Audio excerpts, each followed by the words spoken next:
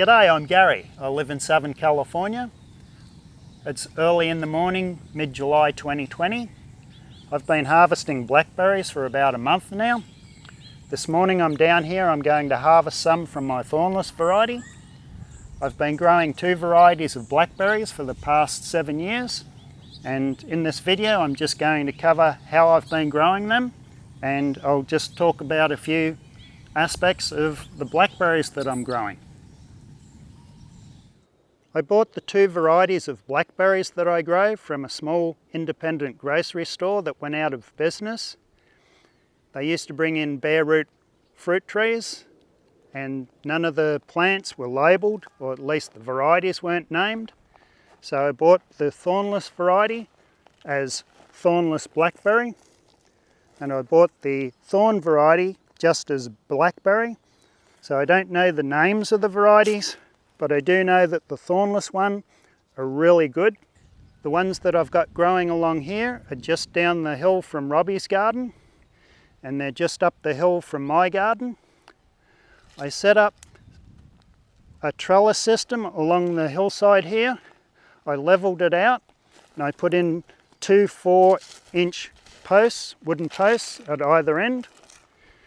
After 2 years the wooden posts rotted away at ground level, so I removed the trellis, and that's when I moved the other plants out of the way.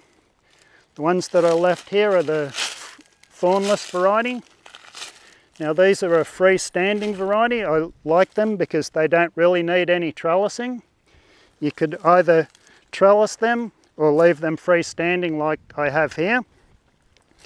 I haven't done any maintenance to these plants for maybe 3 or 4 years. Some of the old growth should have been removed. This was the growth that the fruit fruited on last year. The first canes to come up are called the primo canes, and these don't produce fruit until the 2nd year. So this is a primo cane that's coming up this year. This is a floricane that produced fruit last year, and these are the floricanes that are producing fruit in their 2nd year. So the floricanes are where the flowers form and you're going to get the fruit on. Now after they've fruited, you can trim them back when the plant dies off. The ones I would prune would be the thorn varieties, because they tend to trail everywhere. The thornless varieties will stay put. They don't tend to be as spreading. To propagate them, it's a simple matter of just finding an end, sticking it into the ground and burying it. So this one here was buried and it's set root. So these are the branches that have been producing fruit this year. It's continued on. It's touched the ground down there, and these are new primo canes that are coming up. So if I wanted to start a new plant off, I would trim it off there and dig this out, and I'd have a new plant. So that's the easiest way to propagate them. In the past I have taken cuttings, and they tend to produce fruit in their 3rd year. So if you want to produce in the 2nd year, it's been my experience that if you get them started at the end of the season, at least here in Southern California, you can get fruit on them the following year. If I wanted to increase fruit production, I would trim them back about 1/3. I'd cut them off about here, and that way the side branches will start to develop. So these ones here, the primo canes, are starting to produce side shoots. So they will develop into the side branches where the fruit will form next year. So some of these I'm going to trim back. I'm going to clean this up a little bit more this year, and I'll get more fruit going. The berries of the Thornless variety are a lot sweeter than the Thorn variety. Now they've been bred to produce large fruit. I know there are some really good varieties out there that produce probably bigger fruit than this, but these are very sweet. The Thorn variety that I have are a little more tart. So these ones are a little tartar. Some people harvest them when they start to go dull. So this one here is got a little bit of a shine to it, and this one here from the Thorn variety that I just picked is a little bit dull, so that's going to be a little sweeter. These berries here are going to be ready within a week or two, and these ones are definitely needing to be harvested today. I planted them along here because this area gets full sun. It is out of the way and I don't really need to take care of them that much. It's getting a lot of nutrition from the wood chips that are left underneath the avocado trees. I did put wood chips under the blackberries. I don't bother fertilizing my plants, but they are getting nutrition from the avocado leaves and the wood chips that I put down under the avocados. Yeah, this upright variety is my favourite.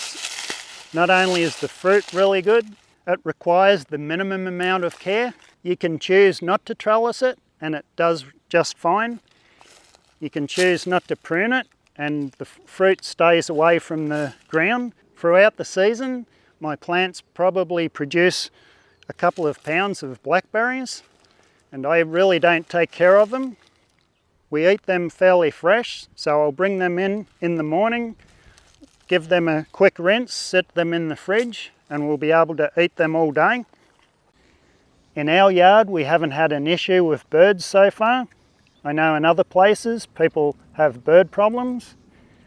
If I ever get to a point where I have to protect the fruit from birds, what I would do was I'd be using my bell wire or my thermostat cable wire that I purchased a number of years ago. I would take a piece of tulle,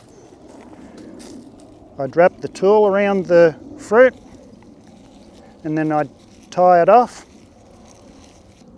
little twist like so, and that would protect the fruit from the birds. When I needed to harvest the fruit, I would just have to untwine it, harvest the fruit that I wanted to harvest, and then I could tie it back. These aren't quite ripe yet. They've still got a little bit of redness to them. So this one's got a little bit of a reddish tinge to it. This one's perfectly ripe. So once I harvested it, to protect the rest of the fruit, I would just wrap it up again. I like using red tulle for wrapping my fruit. I can see it. It's very noticeable. It doesn't matter as much with blackberries because the colour is designed to attract the birds. You know, it shows up and the birds see that, so they know exactly when the fruit's ripened. So the birds will see these, they know they're not ripe yet, but once they see that it's turned black, then they would go after it. There's a lot of really good reasons to grow blackberries, besides being delicious, easy to care for. They're full of antioxidants, including anthocyanins. You can grow them in the soil, like I am here, in well-drained soil. You give it consistent moisture to the soil and they'll do really well. You don't want them to dry out. You can grow them in a pot, set them up in a full sun area and you'll do really well. They don't like shade. If you set them up in shade, they won't produce as well. But in full sun, in good soil, they will continue to produce for years and years. If you don't want to go through the extra work of trellising a plant, the Thornless variety is a good variety to grow. I'm not a zone expert. I know this one grows well in our yard. We're in zone 10A. There's a lot of different varieties that will grow in a lot of different zones. So if you ask around, ask at your nursery or people that you know, you may be able to find out what will grow really well in your area.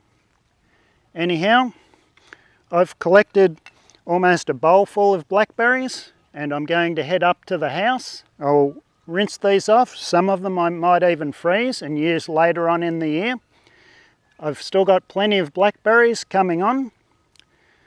With that, thanks for watching and don't forget to eat what you grow.